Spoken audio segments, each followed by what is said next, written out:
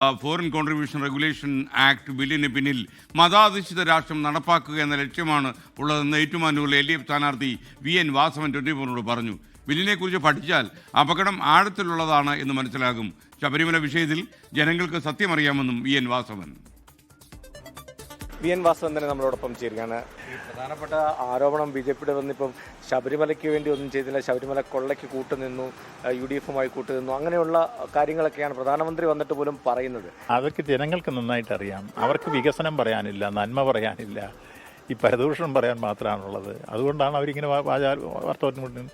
എന്തെങ്കിലും നന്മ കേന്ദ്രം നമുക്ക് ചെയ്തതായിട്ട് പറയാനുണ്ടോ? പക്ഷെ വയനാട് ദുരന്തമുണ്ടായി, 298 ആളുകൾ മണ്ണിനടിയിൽ പോയി. ആ ദുരന്തത്തിൽ അദ്ദേഹം വന്നു പോയിട്ട് ഒരു കൊച്ചിന് കൊടുത്തതല്ലാതെ ഒരു സിംഗിൾ പൈസ ഒരു വർഷത്തിന് തന്നില്ലല്ലോ. അവിടെ നമ്മൾ ചേർത്ത് പിടിച്ചിപ്പോൾ 402 വീട് വയ്ക്കാൻ തീരുമാനിച്ച് 178 കൈമാറിയില്ലേ. ദുരന്തമുഖത്ത് പോലും മറ്റ് സ്റ്റേറ്റുകൾക്കെല്ലാം കൊടുക്കുന്നു, ആയിരക്കണക്കിന് കോടി രൂപ കൊടുക്കുന്നു. നമുക്ക് തന്നെ കാശ് തരുന്നില്ല, അതിനെങ്കിലും തരണ്ടേ. മറ്റൊരു കാര്യം, മധ്യ കേരളത്തിൽ കഴിഞ്ഞ തവണ കേരള കോൺഗ്രസ് വന്നതോടുകൂടി വലിയൊരു ശക്തിയാകാൻ LDFന് സാധിച്ചിട്ടുണ്ട്. അതോടൊപ്പം തന്നെ ഇത്തവണ കേരള കോൺഗ്രസ് ക്രൈസ്തവ സഭയ്ക്ക് വേണ്ടി ഒരുപാട് കാര്യങ്ങൾ പറഞ്ഞു, അതെല്ലാം ചെയ്തു കൊടുത്തു എന്ന് സർക്കാർ തന്നെ സമ്മതിക്കുന്നുണ്ട്. ഏറ്റവും ഒടുവിൽ വന്നൊരു വിഷയമാണ് FCRA വിഷയം.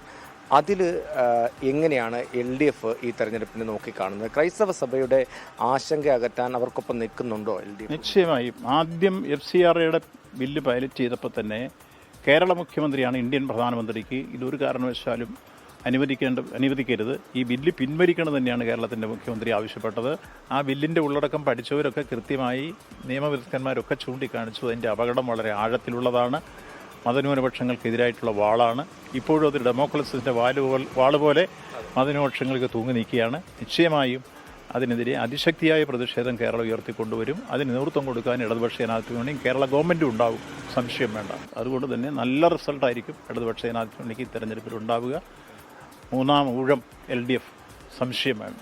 അങ്ങനെയാണ് 3ാം ഊഴം എന്നുള്ള ആ വാക്കാണ് വാസവൻ അവസാനം പറഞ്ഞു വെച്ചിരിക്കുന്നത്. എന്തായാലും പൂർണ്ണ വിജയപ്രതീക്ഷയിലാണ് ഏറ്റുമാനൂരിലെ LDF സ്ഥാനാർത്ഥിയായിട്ടുള്ള VN വാസവനും അതുപോലെ തന്നെ സംസ്ഥാനത്ത് മത്സരിക്കുന്ന എല്ലാ LDF സ്ഥാനാർത്ഥികൾക്കും ഉള്ളതെന്നാണ് അദ്ദേഹം പറഞ്ഞത്.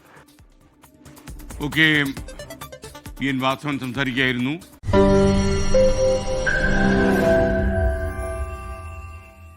ലോകത്തെവിടെയായാലും ഏത് സമയത്തും 24 വാർത്തകളും ഓഗ്മെന്റഡ് റിയാലിറ്റി പാക്കേജുകളും എക്സ്പ്ലെയിനറുകളും വിശദമായി കാണാൻ ഞങ്ങളുടെ YouTube ചാനൽ നിങ്ങൾക്ക് സബ്സ്ക്രൈബ് ചെയ്യാം.